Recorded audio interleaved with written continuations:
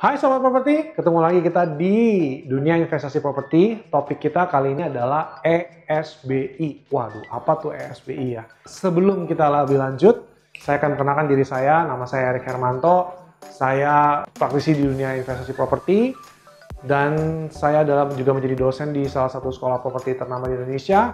Dan saya menjadi mentor bagi beberapa teman properti yang ingin konsultasi privat. ESBI, apa tuh maksudnya ESBI? ESBI, ini adalah kuadrannya si Robert Kiyosaki.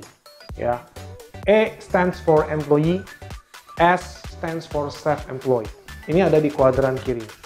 Lalu ada B stands for business, I stands for investor. Itu ada di kuadran kanan. Jadi ada kuadran kiri, ada kuadran kanan. Ya. Jadi kalau employee ya jelas itu pekerja. Kalau self-employed berarti Anda kerja sendiri, usaha sendiri. Maksudnya profesi-profesi seperti dokter, pengacara, yang mereka dokter buka praktek sendiri, pengacara buka praktek sendiri, ataupun guru privat yang ngajar sendiri. Nah itu adalah mereka-mereka yang berprofesi self-employed. Kalau bisnis berarti di kuadran kanan Anda memiliki bisnisnya, Anda sebagai seorang bisnisman. Lalu kemudian yang I, Anda sebagai posisi sebagai investor, Anda menanamkan uang di suatu aset tertentu. Nah, jadi itu perbedaan antara ESBI. Nah, lalu kemudian apa yang mendasari saya menciptakan ini gitu loh. Jadi suatu hari saya bertemu dengan teman lama, teman kuliah lama saya, udah lama nggak ketemu, teman baik ya. Saya senang main pingpong ya. Jadi suatu hari dia ajakin saya, Erik, yuk main pingpong yuk ke di clubhouse rumah gue, deket rumah gue gitu ya kan. Gratis nih, oke, boleh. Jadi suatu hari di hari Minggu itu sore-sore aku datang, aku main pingpong gitu. Setelah main pingpong, lalu kemudian dia undang saya datang ke rumahnya. Waktu itu kebetulan aku bareng sama istriku dan anakku juga. Kita datang ke rumahnya dia, diundang makan malam. Jadi dua-duanya ini suami istri teman kuliahku. Kita sebut aja si A sama si B ya. Nah, jadi si A suaminya, si B istrinya, nah si B masak gitu loh. Dia masak sendiri, terus kemudian dia present the food on the table gitu. Ya, sederhana aja sih, tapi it's a good food ya, itu enak makanannya. Oh sorry, by the way, aku perlu cerita dulu background kedua suami istri ini, si A dan si B.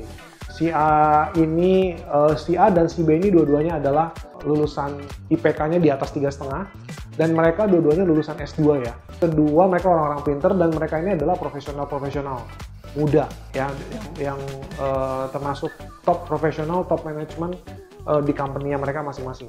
Lalu kemudian pada saat makan si istrinya nyeletuk seperti ini, Rick, kamu ajarin dong si A gimana caranya supaya bisnis. Loh, seketika aku langsung pas lagi menikmati makanan, aku langsung seketika itu juga berhenti gitu loh. Lalu kemudian aku bertanya sama si B gitu loh. Loh, kenapa aku bilang gitu loh ya kan. Terus lalu si B istrinya ngomong lagi kayak begini, nanti kalau 15 tahun lagi pensiun, lalu kita mesti ngapain gitu dia bilang.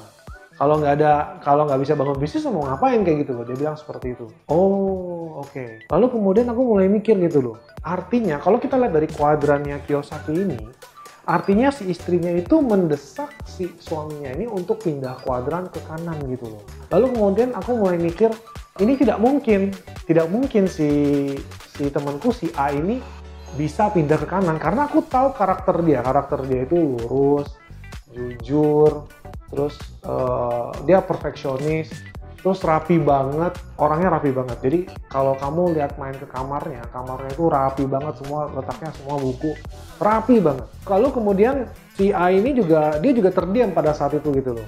Lalu aku berpikir sejenak dan aku menemukan solusinya. Solusinya apa? Solusinya karena dia nggak bisa pindah ke kuadran kanan, dia tetap sebagai employee nggak masalah. Tapi employee-nya ini dikawinkan dia dengan belajar sebagai posisi sebagai investor. Mau dia sebagai employee dia mesti belajar investasi. Dia sebagai self-employed dia mesti belajar tentang investasi. Jadi nggak ada masalah. Nggak gampang untuk orang menjadi seorang businessman, itu bukan sesuatu yang gampang. Tapi kalau kamu employee, kamu self-employed, kamu belajar investasi itu sesuatu yang semua orang bisa lakukan asal mereka mau. Lalu kemudian ketika aku berpikir seperti itu, aku mulai kepikiran seperti itu, aku mulai menyatakan kepada temanku ini bahwa kenapa kamu tidak belajar tentang investasi. Begitu aku ngomong satu kata investasi, temanku si A langsung mengkat. Udah, Rick, jangan ngomong lagi lah.